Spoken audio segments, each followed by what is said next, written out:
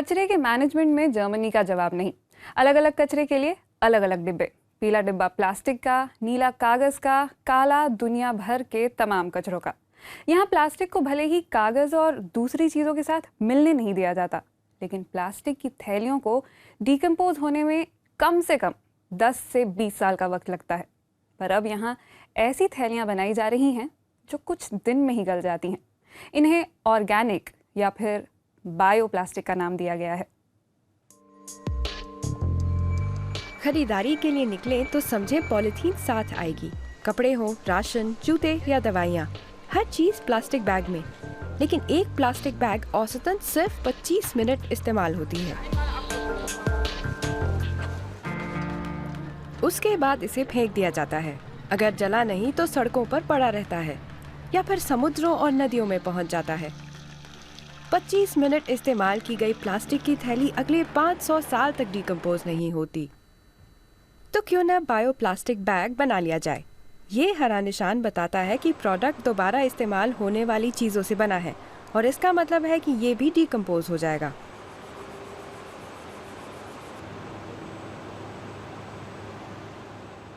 Expert बताते हैं कि इन प्लास्टिक बैगों की खासियत ये भी है कि इनसे कचरा भी नहीं बढ़ता है।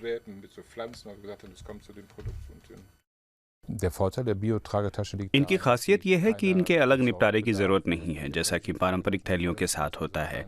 इसलिए मैंने कच्चे माल के लिए कोई सिस्टम ही नहीं बनाया। वे कुछ दिनों बाद अपने आप मिट्टी में घुल जाते हैं।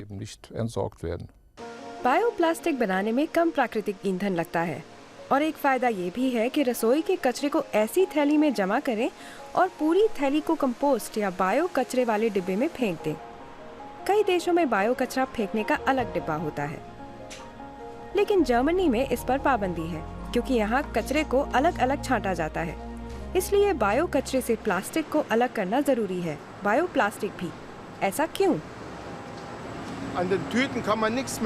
थैली पर आप नहीं देख सकते कि ये आम थैली है या डिकम्पोज होने वाली। हमारे लिए मुश्किल है। इसलिए बायो कचरे से प्लास्टिक को अलग करना जरूरी है। बायो कचरे के निपटारे का अगला कदम इसे और मुश्किल बनाता है। बायो कचरे को कीमा बनाने वाली मशीन जैसे प्लांट में डाला जाता है, जहां इसका चूरा बन जाता है।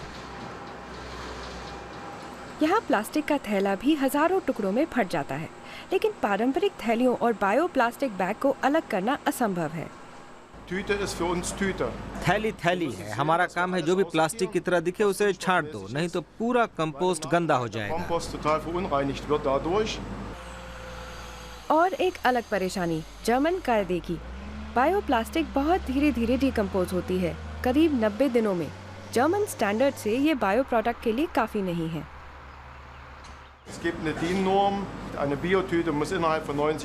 जर्मनी में डीन मानक है। बायो प्लास्टिक 90 दिनों में डिकम्पोज होती है, जबकि हमारे प्लांट में डिकम्पोजिंग की मियाद 35 दिनों की है। निर्माता भी इस पेंच को समझते हैं। जर्मनी में शुरू में तो बायो पॉलिथीन बड़ी तेजी से बिकी, लेकिन फिर बिक्री सुस्त हो गई। ये 80% दोबारा इस्तेमाल होने वाली चीजों से बनी है, लिहाजा ब्लू एंजल थैली महंगी भी पड़ती है। जहाँ रिसाइकलिंग सिस्टम ठीक काम कर रहा है वहाँ ब्लू एंजल थैली का इस्तेमाल हो सकता है, और जहाँ ऐसा नहीं है वहाँ बायोप्लास्टिक का।